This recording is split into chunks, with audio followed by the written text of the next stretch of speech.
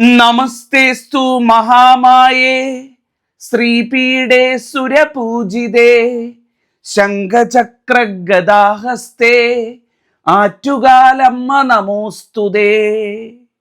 നമസ്കാരം. ഇൻഫിനിറ്റ് സ്റ്റോറീസിന്റെ പുതിയൊരു അധ്യായത്തിലേക്ക് എല്ലാ പ്രേക്ഷകർക്കും സ്വാഗതം. അഭീഷ്ട വരദായിനിയും ക്ഷിപ്രപ്രസാദിനിയുമായ ആറ്റുകാൽ പൊന്നുതമ്പുരാട്ടിയുടെ മറ്റൊരു പൊങ്കാല മഹോത്സവം കൂടി ഇങ്ങെത്തിയിരിക്കുകയാണ്. നാളെ കഴിഞ്ഞ് മറ്റന്നാൾ മാർച്ച് 3-ാം തീയതിയാണ് ഈ വർഷത്തെ ആറ്റുകാൽ പൊങ്കാല. ഈ വർഷത്തെ ആറ്റുകാൽ പൊങ്കാല നടക്കുന്ന ദിവസം, അതായത് നാളെ കഴിഞ്ഞ് മറ്റന്നാൾ ചൊവ്വാഴ്ച ദിവസം, അറിഞ്ഞോ അറിയാതെയോ ആരും നിങ്ങളുടെ വീട്ടിൽ ഞാൻ ഈ പറയുന്ന തെറ്റുകൾ ചെയ്യരുത് കേട്ടോ. യാതൊരു കാരണവശാലും നിങ്ങൾ പൊങ്കാല ഇടുന്നവരായാലും ഇടാത്തവരായാലും ഞാൻ ഈ പറയുന്ന 12 കാര്യങ്ങൾ വീട്ടിൽ ശ്രദ്ധിക്കണം കേട്ടോ. ഈ കാര്യങ്ങൾ അന്നത്തെ ദിവസം ഭഗവതിയുടെ സാന്നിധ്യം ഈ ഭൂമിയിലുള്ള ഈ ഒരു പൊങ്കാല മഹോത്സവ ദിവസം നിങ്ങൾ വീട്ടിലോ അല്ലെങ്കിൽ നിങ്ങളുടെ കുടുംബജീവിതത്തിലോ ചെയ്യുന്നത് ഇരട്ടി ദോഷമായിട്ടുള്ള കാര്യമാണ്. വീട് മുടിയാൻ അത് മതി എന്നുള്ളതാണ്. സ്ത്രീകൾ യാതൊരു കാരണവശാലും ഞാൻ ഈ പറയുന്ന 12 കാര്യങ്ങൾ അന്നത്തെ ദിവസം വീട്ടിൽ ചെയ്യരുത്. പൊങ്കാല ഇടുന്നവരും ശരി ഇടാത്തവരും ശരി എല്ലാവരും ശ്രദ്ധിക്കണം എന്നുള്ളതാണ്. അപ്പോൾ 12 കാര്യവും ഞാൻ വേഗം ഒന്ന് പറയാം, നിങ്ങൾ കേട്ടു നോക്കൂ. ആരെങ്കിലും അറിവില്ലായ്മ കൊണ്ട് ഈ കാര്യം പൊങ്കാല ദിവസം ചൊവ്വാഴ്ച വീട്ടിൽ ചെയ്യാൻ ഉദ്ദേശിച്ചിട്ടുണ്ട് അല്ലെങ്കിൽ ചെയ്യുന്നുണ്ട് എന്നുണ്ടെങ്കിൽ അത് ഒഴിവാക്കുക, അത് മാറ്റിവെക്കുക. ഞാൻ ഈ പറയുന്ന 12 കാര്യങ്ങൾ ഒന്ന് ശ്രദ്ധിക്കൂ. ദോഷങ്ങൾ ഒഴിഞ്ഞു നിൽക്കും. ആറ്റുകാൽ പൊന്നുതമ്പുരാട്ടി വരും, അനുഗ്രഹിക്കും, സകല സൗഭാഗ്യങ്ങളും നൽകി അമ്മ മടങ്ങുകയും ചെയ്യുന്നതായിരിക്കും. അപ്പം ദീർഘിപ്പിക്കുന്നില്ല, ഞാൻ കാര്യങ്ങൾ പറയാം. 12 എണ്ണവും കേട്ടു നോക്കൂ. കേട്ടിട്ട് ആരെങ്കിലും അറിയാതെങ്കിലും ചെയ്യുന്നുണ്ടെങ്കിൽ ഒഴിവാക്കുക എന്നുള്ളതാണ്. ഇതിൽ ഒന്നാമത്തെ കാര്യം എന്ന് പറയുന്നത്, ആറ്റുകാൽ പൊങ്കാല പ്രമാണിച്ച് നമ്മളൊക്കെ പൊങ്കാല പായസം ഇടുന്നവരാണ്, പൊങ്കാല ഇടുന്നവരാണ്. പായസവും നേദ്യവും ഒക്കെ നമ്മൾ ചെയ്യാറുണ്ട്. അതുപോലെ തന്നെ ആറ്റുകാൽ പൊങ്കാല പ്രമാണിച്ച് പൊങ്കാല ഇട്ടവര് ആ പൊങ്കാല പ്രസാദം നമുക്കൊക്കെ വീടുകളിൽ കൊണ്ട് തരുന്നതാണ്. ഒന്നുകിൽ നമ്മൾ ഇട്ട പ്രസാദം നമ്മുടെ വീട്ടിൽ കാണും, അല്ലെങ്കിൽ ആരെങ്കിലും പൊങ്കാല ഇട്ടവർ പോയിട്ട് വരുമ്പോൾ അല്ലെ വീട്ടിലിട്ടത് നമുക്ക് നമ്മുടെ വീട്ടിൽ കൊണ്ട് തരും. അങ്ങനെ തരാറുണ്ട്, നമ്മൾ അതൊക്കെ സ്വീകരിക്കാറുമുണ്ട്. ഏറ്റവും നല്ല കാര്യമാണ്. പക്ഷേ ആ കൊണ്ട് തരുന്ന പൊങ്കാല പായസം യാതൊരു കാരണവശാലും കളയാൻ പാടില്ല എന്നുള്ളതാണ് ഒന്നാമത്തെ കാര്യം. നിങ്ങൾ പൊങ്കാല ഇട്ടേ ആയിക്കൊള്ളട്ടെ, അല്ലെങ്കിൽ മറ്റൊരാൾ പൊങ്കാല ഇട്ട് നിങ്ങൾക്ക് തന്നതായിക്കൊള്ളട്ടെ, ഒരു കാരണവശാലും എടുത്ത് കളയേണ്ട ഒരവസ്ഥ വരരുത് എന്നുള്ളതാണ്. പൊങ്കാല ഇടുന്നവരോട് പ്രത്യേകം എടുത്തു പറയുന്നു, നിങ്ങൾ ഇടുന്ന പൊങ്കാല എത്ര പേർക്ക് കൊടുക്കാൻ പറ്റുമോ അത്രയും പേർക്ക് നിങ്ങൾക്ക് കൊടുക്കാം, അത്രയും നിങ്ങൾക്ക് ഐശ്വര്യം വരുത്തുള്ളൂ എന്നുള്ളതാണ്. പക്ഷേ കൂട്ടി വെച്ചിരുന്നെല്ലാം വീട്ടിൽ കൊണ്ടുവന്ന് ഫ്രിഡ്ജിലും അവിടെ ഇവിടെയും വെച്ചിരുന്ന് എടുത്തു കളയാൻ ഇട വന്നാൽ, അത് ആ ദിവസമൊന്നല്ല, ആ പൊങ്കാല പായസം നിങ്ങൾക്ക് നശിപ്പിച്ച് കളയാൻ അല്ലെങ്കിൽ വേസ്റ്റാക്കി കളയാനുള്ള ഒരു അവസ്ഥ വന്നു കഴിഞ്ഞാൽ അതിൽ പരം ദോഷം. നിങ്ങൾ ആ പൊങ്കാല ഇട്ടേൻ്റെ ഫലവും കൂടെ പോകുന്ന കാര്യമാണ്. എത്ര പേർക്ക് കൊടുക്കാൻ പറ്റുമോ കൊടുക്കുക. ഇത് സ്വീകരിക്കുന്ന ആളുകൾ അത് വീട്ടിലുള്ള എല്ലാവരും പങ്കിട്ട് കഴിച്ച് അത് കളയുക. കുഞ്ഞുങ്ങളുടെ കയ്യിലൊന്നും കൊടുത്ത് അത് വേസ്റ്റ് ആക്കി കളയാനായിട്ട് ഇട കൊടുക്കരുത്. കുഞ്ഞുങ്ങൾക്കൊക്കെ കഴിക്കാൻ ആവശ്യത്തിന് കൊടുക്കുക. വേസ്റ്റ് ആക്കി കളയേണ്ട ഒരവസ്ഥ ആർക്കും ഉണ്ടാവരുത്. അതിൽ പരം ഒരു ദോഷമില്ല. അന്നം മുട്ടുമെന്നാ പറയുന്നത്. അന്നം മുട്ടും. അറിഞ്ഞിരുന്നോണ്ട് ആരും ഈ തെറ്റ് ചെയ്യരുത്. ഇതാണ് ഒന്നാമത്തെ കാര്യം എന്ന് പറയുന്നത്. രണ്ടാമത്തെ കാര്യം എന്ന് പറയുന്നത്, നമ്മളുടെ എല്ലാവരുടെയും വീട്ടിൽ തുളസിച്ചെടി നിൽപ്പുണ്ടാവും. വീടിന്റെ മുന്നിൽ വീടിന് ഐശ്വര്യം നൽകുന്ന ഭഗവതി സാന്നിധ്യമായിട്ടുള്ള തുളസിച്ചെടി. ആ തുളസിച്ചെടി പിഴുതുമാറ്റി പുതിയത് നടാനോ അല്ലെങ്കിൽ തുളസി തൈകൾ മറ്റുള്ളവർക്ക് ദാനമായിട്ട് കൊടുക്കാനോ പാടില്ലാത്തൊരു ദിവസമാണ് ഈ ദിവസം എന്ന് പറയുന്നത്. നമ്മളുടെ വീട്ടിലെ കണ്ട ഭഗവതി സാന്നിധ്യമാണ് തുളസി എന്ന് പറയുന്നത്. വീട്ടുമുറ്റത്ത് നിൽക്കുന്ന തുളസി, ഒന്നിലധികമോ ആയിക്കൊള്ളട്ടെ, പൊങ്കാല നടക്കുന്ന ഈ ഒരു ദിവസം തുളസി ചെടി പറിച്ച്, അതായത് തുളസി തൈ പറിച്ചു കൊടുക്കാനോ, തുളസിത്തറയിൽ നിൽക്കുന്ന തുളസി, എന്നാൽ ഇതൊന്ന് മാറ്റി നട്ടേക്കാം, ഇതൊന്ന് പഴകിയല്ലോ എങ്കിൽ, അല്ലെങ്കിൽ ഇത് മുറ്റിപ്പോയല്ലോ, ഈ ചെടി പിഴുതു മാറ്റി പുതിയത് നടാമെന്നോ ഒന്നും ചെയ്യാൻ പാടില്ല കേട്ടോ. ഭഗവതി സാന്നിധ്യമുള്ള ദിവസമാണ്, നമ്മളുടെ വീട്ടിലെ തുളസിത്തറയിൽ ഭഗവതി എത്തുന്ന ദിവസമാണ്. ഒരു കാരണവശാലും തുളസിത്തൈ മാറ്റി നടാനോ തുളസിത്തൈ നിൽക്കുന്നത് പറിച്ചു കളയാനോ വീട്ടിൽ എന്തെങ്കിലും കാര്യങ്ങൾക്ക് വേണ്ടിയിട്ട് ആ കിളച്ചു മാറ്റി ആ തുളസിത്തൈകളൊക്കെ പറിച്ചു മാറ്റേണ്ട ഒരു അവസ്ഥയോ ഈ ദിവസം ഉണ്ടാകരുത് എന്നുള്ളതാണ് ഏറ്റവും പ്രത്യേകം ശ്രദ്ധിക്കണം കേട്ടോ. നിങ്ങൾ പൊങ്കാല ഇടുന്നവരായിക്കൊള്ളട്ടെ ഇടാത്തവരായിക്കൊള്ളട്ടെ, ദാ ഈ ഒരു ചൊവ്വാഴ്ച പൊങ്കാല ഉദിച്ചു നിൽക്കുന്ന ഭഗവതി ഉദിച്ചു നിൽക്കുന്ന ഈ ഒരു ചൊവ്വാഴ്ച ദിവസം അത്തരത്തിൽ തുളസിയെ ദ്രോഹിക്കുന്നതൊന്നും ആരും വീട്ടിൽ ചെയ്യരുത് എന്നുള്ളതാണ്. ഇതാണ് രണ്ടാമത്തെ കാര്യം എന്ന് പറയുന്നത്. എന്ന് കരുതി പൂജയ്ക്കൊക്കെ തുളസിപ്പൂ ഇറുക്കുന്നതിലൊന്നും ഒരു തെറ്റുമില്ല, അതല്ല ഞാൻ പറയുന്നത്. തുളസി പറിച്ചു കളയേണ്ടി വരിക, ചിലപ്പം വീടൊന്ന് ഒരുക്കുന്നതിൻ്റെ ഭാഗമായിട്ട് തുളസിയൊക്കെ തൈകളൊക്കെ നിൽക്കുന്നതൊക്കെ പറിച്ചു കൂട്ടി ചിലപ്പോൾ അധികമാണ് എന്ന് തോന്നിയൊക്കെ പറിച്ചു കളയാൻ സാധ്യതയുണ്ട്. അതിനൊന്നും നിൽക്കരുത്, ഏറ്റവും പ്രധാനപ്പെട്ട കാര്യമാണ്. മൂന്നാമത്തതും ഏറ്റവും പ്രധാനപ്പെട്ട കാര്യം എന്ന് പറയുന്നത്, നമ്മളെല്ലാവരും വീട്ടിൽ പല തരത്തിലുള്ള പക്ഷി മൃഗാദികളെ വളർത്തുന്നവരാണ്. പട്ടിയെ, പൂച്ചയെ, കിളികളെ, പശുക്കിടാങ്ങളെ, അല്ലെങ്കിൽ അത്തരത്തിൽ പല ജീവികളെ നമ്മൾ വീട്ടിൽ വളർത്താറുണ്ട്. പൊങ്കാല ഇട്ടുകൊണ്ട് വരുമ്പം നമ്മളെല്ലാവരും ചിന്തിക്കുന്ന ഒരു കാര്യമാണ്, ഭഗവതിയുടെ പ്രസാദമല്ലേ, പൊങ്കാലയല്ലേ, നമുക്ക് കുറച്ച് മൃഗങ്ങൾക്കും കൂടെ കൊടുക്കാം എന്നുള്ളത്. കൊടുക്കുന്നതിൽ യാതൊരു തെറ്റുമില്ല. പക്ഷേ കൊടുക്കുന്ന സമയത്ത് ഞാൻ ഈ പറയുന്ന കാര്യം ശ്രദ്ധിക്കണം കേട്ടോ. പ്രത്യേകിച്ചും വീട്ടിൽ പട്ടി പോലുള്ള മൃഗങ്ങളൊക്കെ വളർത്തുന്നവർ കൊടുക്കുന്നതിൽ തെറ്റില്ല, കൊടുക്കണം, കൊടുക്കുന്നത് നല്ലതാണ്, ഇല്ലെന്ന് പറയുന്നില്ല. പക്ഷേ ഒരിക്കലും വൃത്തിഹീനമായിട്ടുള്ള സാഹചര്യത്തിൽ കൊണ്ടുപോയി പൊങ്കാല പായസം ഇടാനുള്ള അവസ്ഥ വരരുത്. അതായത് ഇതിൻ്റെ കാഷ്ടവും കാര്യങ്ങളും ഒക്കെ ഉള്ളടുത്ത് കൊണ്ടുപോയി ഒരിലയിലോ പാത്രത്തിലോ കൊണ്ടുപോയി വെച്ച് കൊടുക്കുക. അത് ഈ പറയുന്ന ജീവികൾ അവിടെയൊക്കെ കൊത്തി വൃത്തികേടാക്കി ആ ഒരു പുണ്യ പവിത്രമായിട്ടുള്ള പ്രസാദം അലങ്കോലമാകുന്ന ഒരവസ്ഥ. അഥവാ നിങ്ങൾക്ക് കൊടുക്കണമെന്നുണ്ടെങ്കിൽ വൃത്തിയുള്ളവരടുത്തേക്ക് വിളിച്ച് ഒരിലയിലോ പാത്രത്തിലോ കൊടുക്കാം, അത് കഴിക്കാം. അത് കൊടുക്കുന്നതിലും കഴിക്കുന്നതിലും ഒരു പ്രശ്നവുമില്ല, ഒരു ദോഷവുമില്ല. പക്ഷേ അത് വൃത്തിഹീനമായിട്ടുള്ള സാഹചര്യത്തിൽ വരാൻ പാടില്ല. ഇരട്ടി ദോഷമാണ്. ഒരുപാട് വീട്ടുകാർ ഇത് അറിഞ്ഞുകൂടാതെ പൊങ്കാല പായസമായിട്ട് ചെന്നാൽ ഉടനെ ആ പൊങ്കാല പായസം ഒരിലയിലോ പാത്രത്തിലോ വെച്ച് ഈ ജീവികൾക്ക് അലക്ഷ്യമായിട്ട് ഇട്ട് കൊടുക്കും. അത് അവിടെ നിലത്തും ഒക്കെ ഇട്ട് ചവിട്ടി അത് ദോഷം വിളിച്ചു വരുത്തും എന്നുള്ളതാണ്. ഒരിക്കലും ഇത് ചെയ്യരുത്. ഇതാണ് മൂന്നാമത്തെ കാര്യം. അടുത്തത് നാലാമത്തെ പ്രധാനപ്പെട്ട കാര്യം എന്ന് പറയുന്നത്, യാതൊരു കാരണവശാലും വീട് ഇരുട്ടിലാണ്ട് കിടക്കരുത് എന്നുള്ളതാണ്. എന്താണ് വീട് ഇരുട്ടിലാണ്ട് കിടക്കുക എന്ന് പറയുന്നത്? വീട്ടിൽ നിലവിളക്ക് കത്തിക്കാനായിട്ട് മാർച്ച് 3-ാം തീയതി ചൊവ്വാഴ്ച ഭഗവതി സാന്നിധ്യമുള്ള ആറ്റുകാൽ പൊങ്കാല ദിവസം വിട്ടുപോകരുത് എന്നുള്ളതാണ്. അപ്പം ചിലർക്ക് സംശയം വരും, തിരുമേനി ഞങ്ങൾ പൊങ്കാല ഇടാനായിട്ട് രാവിലെ അങ്ങ് തിരുവനന്തപുരത്ത് പോവും, ക്ഷേത്ര സന്നിധിയിലേക്ക് പോവും, അപ്പം ഞങ്ങൾ എങ്ങനെയാണ് വീട്ടിൽ വിളക്ക് കത്തിക്കുന്നത്? നിങ്ങളെ സംബന്ധിച്ചിടത്തോളം അത് പ്രശ്നമേ അല്ല എന്നുള്ളതാണ്. വീട്ടിൽ മറ്റാരെങ്കിലും ഉണ്ടെങ്കിൽ വിളക്ക് കത്തിക്കാൻ പറ്റുമെങ്കിൽ അത് കൂടുതൽ നല്ലത് എന്നുള്ളതേ ഉള്ളൂ. നിങ്ങളെ സംബന്ധിച്ചിടത്തോളം ആ പ്രശ്നമില്ല. അതേസമയം വീട്ടിൽ പൊങ്കാല ഇടുന്നവരും പൊങ്കാല ഇടാത്തവരും നിർബന്ധമായിട്ടും നിലവിളക്ക് കത്തിച്ചിരിക്കണം, ഭഗവതിയെ പ്രാർത്ഥിച്ചിരിക്കണം എന്നുള്ളതാണ്. അമ്മയെ മനസ്സുരുകി അങ്ങ് വിളിച്ചാൽ മതി കേട്ടോ. പൊങ്കാല ഇടാനൊന്നും എല്ലാവർക്കും പറ്റണമെന്നില്ല, അതിനുള്ള സാഹചര്യവും സമയവും അനുവാദവും ഒന്നും കിട്ടണമെന്നില്ല. നമ്മളിനി എത്ര വിചാരിച്ചാലും ഭഗവതി അനുവദിക്കണം, അങ്ങനെ ഒന്നുകൂടെ ഉണ്ട്. അപ്പോൾ ഇടാൻ പറ്റിയില്ല എന്ന് കരുതി ആരും വിഷമിക്കേണ്ട. വീട്ടിൽ നിലവിളക്ക് കത്തിച്ച് സർവമംഗളമംഗല്യേ ശിവേ സർവാർദ്ധ സാധികേ ശരണ്യേ ത്രയംബകേ ഗൗരി ആറ്റുകാലമ്മ നമോസ്തുതേ എന്നങ്ങ് പ്രാർത്ഥിച്ചാൽ മതി. അമ്മയെ അങ്ങ് തൊഴുതാൽ മതി. നിങ്ങൾക്ക് ഒരു ദോഷം ഏൽക്കത്തില്ല. അമ്മയുടെ അനുഗ്രഹം എന്നും നിങ്ങൾക്കും കുഞ്ഞുങ്ങൾക്കും ഉണ്ടാവും. പക്ഷേ വിളക്ക് കത്തിക്കാതിരിക്കരുത്, അതാണ് പറയാനുള്ളത്. നിങ്ങൾ പൊങ്കാല ഇടുന്നവരാണെന്നുണ്ടെങ്കിൽ ക്ഷേത്രസന്നിധിയിൽ പോയി പൊങ്കാല ഇട്ടോളൂ, വീട്ടിൽ കത്തിച്ചില്ലെങ്കിലും കുഴപ്പമില്ല. പക്ഷേ മറ്റുള്ളവർ നിർബന്ധമായിട്ട് ഒന്നുകിൽ രാവിലെ സമയമില്ലെങ്കിൽ വൈകുന്നേരത്ത്, രാവിലെ കത്തിക്കുന്നവരാണെങ്കിൽ രാവിലെ ഒരു 6:10-നും 7:50-നും ഇടയിൽ, ഏണ്ട 1.5 മണിക്കൂർ സമയമുണ്ട്. 6:10-നും 7:50-നും ഇടയിൽ വിളക്ക് കത്തിക്കുകയാണെന്നുണ്ടെങ്കിൽ ഏറ്റവും നല്ല മുഹൂർത്തമാണ്. പൊങ്കാല ഇടുന്നവർ രാവിലെ പൊങ്കാല കണക്കാക്കി ഒരു 9:30, 9:45 ആ സമയത്ത് കത്തിച്ച് പൊങ്കാലയുടെ ചടങ്ങുകളുമായിട്ട് വേണമെങ്കിലും കൊണ്ടുപോകാം. അല്ല പൂജാമുറിയൊക്കെ ഉള്ളവരാണെങ്കിൽ പൂജാമുറിയിൽ ഞാൻ രാവിലെ പറഞ്ഞ 6:10, 7:50 ആ ഒരു മുഹൂർത്തത്തിൽ വിളക്ക് കത്തിക്കുന്നത് ഏറ്റവും ഗംഭീരമായിരിക്കും എന്നുള്ളതാണ്. അപ്പം വീട് ഇരുണ്ട് കിടക്കേണ്ട ഒരവസ്ഥ ഉണ്ടാകരുത് എന്നുള്ളതാണ് നാലാമത്തെ കാര്യം.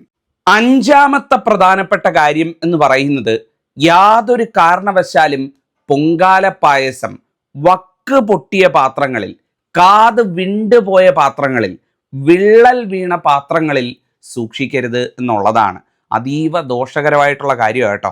പലരും ഇത്തരത്തിൽ മൺകലത്തിലൊക്കെ പായസമൊക്കെ പൊങ്കാലയൊക്കെ തയ്യാറാക്കി, അല്ലെങ്കിൽ മറ്റ് നേദ്യങ്ങളൊക്കെ തയ്യാറാക്കി ഇത് പകർന്നു വെക്കുന്നത് എന്ന് പറയുന്നത്, അല്ലെങ്കിൽ ഇത് പകർന്നൊഴിക്കുന്നത് എന്ന് പറയുന്നത് വക്ക് പൊട്ടിയ പാത്രങ്ങൾ, കാത് വിണ്ടുപോയ പാത്രങ്ങൾ, വിള്ളൽ വീണ പാത്രങ്ങൾ, ഇങ്ങനെയുള്ള പാത്രങ്ങളിലേക്കായിരിക്കും കേട്ടോ. അതിൽ പരം ദോഷമില്ലെന്നാ പറയുന്നത്. നമ്മളുടെ പൊങ്കാലയുടെ ഫലം അത്രയും ചോർന്നു പോകുമെന്നാണ് വിശ്വസിക്കപ്പെടുന്നത്. യാതൊരു കാരണവശാലും അത്തരം പാത്രങ്ങളിലേക്ക് പൊങ്കാല പായസം പകരാൻ പാടില്ല. നിങ്ങൾ മറ്റാർക്കെങ്കിലും പൊങ്കാല പായസം കൊടുക്കാനായിട്ട് ഒരു കിണ്ണത്തിലോ പാത്രത്തിലോ എടുക്കുകയാണെങ്കിൽ പോലും ശ്രദ്ധിക്കണം. അല്ലെങ്കിൽ അത്തരത്തിൽ വീട്ടുകാർ ആരെങ്കിലും പാത്രം തരികയാണ് എന്നുണ്ടെങ്കിൽ ആ പാത്രം മാറ്റി വാങ്ങിക്കുക. അത്തരം പാത്രങ്ങളിൽ പൊങ്കാല പായസം പകരാതിരിക്കുക എന്നുള്ളതാണ്. ശ്രദ്ധിക്കണം കേട്ടോ. ചിലപ്പോൾ നമ്മൾ തിരക്കിൻ്റെയും വെപ്രാളത്തിൻ്റെ ഇടയിൽ വിട്ടുപോകാൻ സാധ്യതയുണ്ട്. ഒരിക്കലും വിള്ളൽ വീണ, പൊട്ടൽ വീണ, കാത് വിണ്ട അല്ലെങ്കിൽ കീറിത്തുടങ്ങിയ പാത്രങ്ങളിൽ, വക്ക് പൊട്ടിയ പാത്രങ്ങളിൽ പൊങ്കാല പായസം പകരാൻ ഇടവരരുത്. അതിൽ പരം ഒരു ദോഷം വേറെ ഇല്ല എന്നുള്ളതാണ്. ആറാമത്തെ പ്രധാനപ്പെട്ട കാര്യം എന്ന് പറയുന്നത് പൊങ്കാല ഇടുന്നവർക്ക് വേണ്ടിയുള്ളതാണ്. നമ്മളൊക്കെ പൊങ്കാല ഇടാനായിട്ട് ഒരുങ്ങി നിൽക്കുന്നവരാണ്. വീട്ടിൽ പൊങ്കാല ഇടുന്നവർ, അല്ലെങ്കിൽ തിരുവനന്തപുരത്തിൻ്റെ നഗരവീഥികളിൽ പൊങ്കാല ഇടുന്നവർ അറിഞ്ഞിരിക്കേണ്ട ഏറ്റവും പ്രധാനപ്പെട്ട കാര്യമാണ്, നിങ്ങൾ പൊങ്കാല അടുപ്പ് കൂട്ടി വിളക്ക് കത്തിച്ച് കഴിഞ്ഞാൽ, പൊങ്കാല അടുപ്പ് കൂട്ടി നിലവിളക്ക് കത്തിച്ച് കഴിഞ്ഞു കഴിഞ്ഞാൽ യാതൊരു കാരണവശാലും മറ്റ് ക്ഷേത്ര ദർശനങ്ങൾ പാടില്ല എന്നുള്ളതാണ്.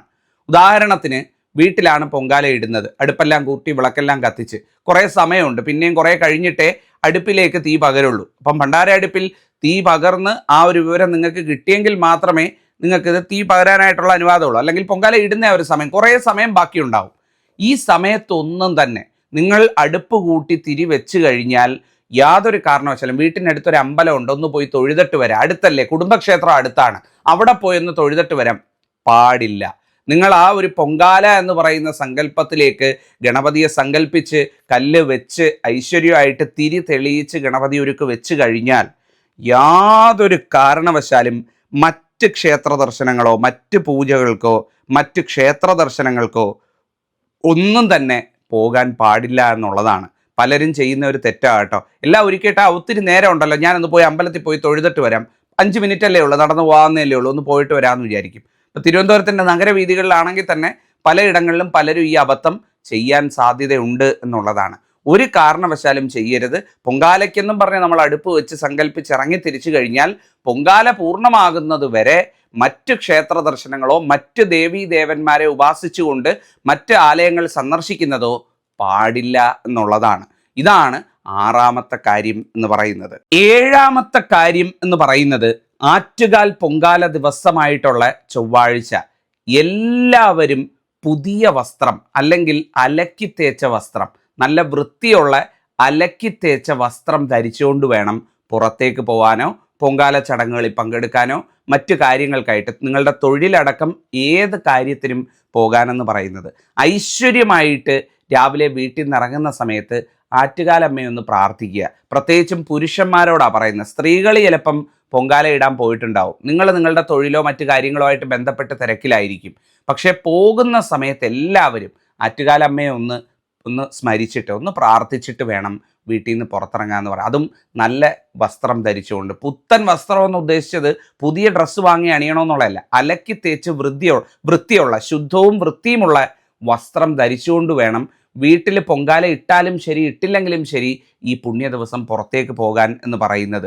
ഇറങ്ങുന്ന സമയത്ത് മനസ്സിലൊന്ന്, അല്ലെ രാവിലെ കുളിച്ച് ശുദ്ധിയായി വരുന്ന വാക്കിന് ഒന്ന് കിഴക്കോട്ട് തിരിഞ്ഞു നിന്ന് മനസ്സൊന്ന് ഏകാഗ്രമാക്കി സർവമംഗളമംഗല്യേ ശിവേ സർവാർദ്ധ സാധികേ ശരണ്യേ ത്രയംബകേ ഗൗരി ആറ്റുകാലമ്മ നമോസ്തുതേ എന്ന ആറ്റുകാലമ്മയെ ഒന്ന് സ്മരിച്ചിട്ട് നിങ്ങളുടെ കാര്യത്തിന് പോവുക. സ്ത്രീകൾ പൊങ്കാല ഇടാൻ പോയി പുരുഷന്മാർ ഇത് വീട്ടിലും ചെയ്യാവുന്നുണ്ടെങ്കിൽ ഗംഭീര ഫലമായിരിക്കും കേട്ടോ. പൊങ്കാല ഇടാൻ പറ്റാത്തവർ, തൊഴിലുമൊക്കെ ആയിട്ട് ബന്ധപ്പെട്ട് തിരക്കിൽ നിൽക്കുന്നവർ ഇതൊന്ന് ചെയ്തിട്ട് അന്നത്തെ ദിവസം പോയി നോക്കിക്കേ, ഭഗവതി ഉണ്ടാവും കൂടെ. നിങ്ങൾക്ക് പൊങ്കാല ഇടാൻ പറ്റിയില്ല, അത് അമ്മയ്ക്ക് മനസ്സിലാവും, പക്ഷേ അമ്മയുടെ അനുഗ്രഹം നിങ്ങളോടൊപ്പം ഉണ്ടാകും എന്നുള്ളതാണ് ഏറ്റവും സത്യമുള്ള കാര്യം കേട്ടോ. വിട്ടുകളയരുത്, എല്ലാവരും ചെയ്യണം. അലക്കി തേച്ച വസ്ത്രം നിർബന്ധമായിട്ട് ഇട്ട് പോവുക, അലക്കി ശുദ്ധിയുള്ള വൃത്തിയുള്ള വസ്ത്രം ധരിക്കുക, അതിൽ പരം ഒരു ഐശ്വര്യം വേറെ കിട്ടാനില്ല എന്നുള്ളതാണ്. എട്ടാമത്തെ പ്രധാനപ്പെട്ട കാര്യം എന്ന് പറയുന്നത് അന്നപൂർണേശ്വരിയായ ആറ്റുകാലമ്മയുടെ ഈ ഒരു തിരുപൊങ്കാല ദിവസം യാതൊരു കാരണവശാലും നിങ്ങളുടെ വീട്ടിൽ ആഹാരം വേസ്റ്റ് ചെയ്യാനുള്ള ഒരു സാധ്യത ഉണ്ടാകരുത് എന്നുള്ളതാണ്. വീട്ടിൽ വെക്കുന്ന ചോറും കറിയോ അല്ലെ ആഹാരമോ എടുത്ത് കളയേണ്ട ഒരവസ്ഥ പ്രത്യേകം ശ്രദ്ധിക്കണം കേട്ടോ. ഏറ്റവും ദോഷമുള്ള കാര്യമാണ്. അന്നപൂർണേശ്വരിയാണ് അമ്മ എന്ന് പറയുന്നത്. അമ്മയ്ക്ക് അതിൽ പരം ഒരു സങ്കടം വേറെ വരാനില്ല എന്നുള്ളതാണ്. നിങ്ങൾ അങ്ങനെ ചെയ്യുക വഴി അമ്മയെ അപമാനിക്കുക എന്നാണ് പറയുന്നത്. ആവശ്യത്തിനുള്ളത് മാത്രം ചോറ് വിളമ്പി നൽകുക, അല്ലെ ആഹാരം വിളമ്പി നൽകുക, അത് കഴിക്കുക, ബാക്കിയുള്ളത് കളയേണ്ട ഒരവസ്ഥ വരാതിരിക്കുക. രാവിലെ അരിയിട്ട് വെക്കുമ്പോൾ ഒരല്പം കുറഞ്ഞാലും തെറ്റില്ല, പക്ഷേ എടുത്തോണ്ട് പോയി കളയേണ്ട ഒരവസ്ഥ, എടുത്തോണ്ട് പോയി വേസ്റ്റ് പാത്രത്തിൽ തട്ടേണ്ട ഒരവസ്ഥ ഈ ദിവസം ഉണ്ടാവരുത്. അമ്മമാര്, ഗൃഹനാഥമാര്, കുടുംബിനികൾ, വീട്ടിലെ കാര്യങ്ങൾ നോക്കുന്നവർ ഒക്കെ ഒന്ന് പ്രത്യേകം ശ്രദ്ധിക്കണം.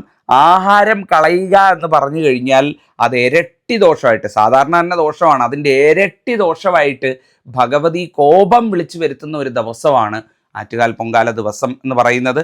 ആരും അറിഞ്ഞു വരുന്നുണ്ട് ഇത് ചെയ്യരുത് എന്നുള്ളതാണ്. ഒമ്പതാമത്തെ പ്രധാനപ്പെട്ട കാര്യം എന്ന് പറയുന്നത് പൊങ്കാല ഇടുന്നവർക്ക് വേണ്ടിയുള്ളതാണ്. അതായത് നമ്മൾ പൊങ്കാലയ്ക്കെല്ലാം തയ്യാറാക്കി പൊങ്കാലയ്ക്ക് വേണ്ടി അടുപ്പ് കൂട്ടി നിലവിളക്ക് കത്തിച്ചു കഴിഞ്ഞാൽ ആ നിലവിളക്ക് അണയാതെ നോക്കണം എന്നുള്ളതാണ്. അതുകൊണ്ടാണ് ഞാൻ എല്ലാവരുടെ അടുത്തും പറയുന്നത് 5 തിരിയിട്ട് തന്നെ കത്തിക്കണം എന്ന് പറയുന്നത്.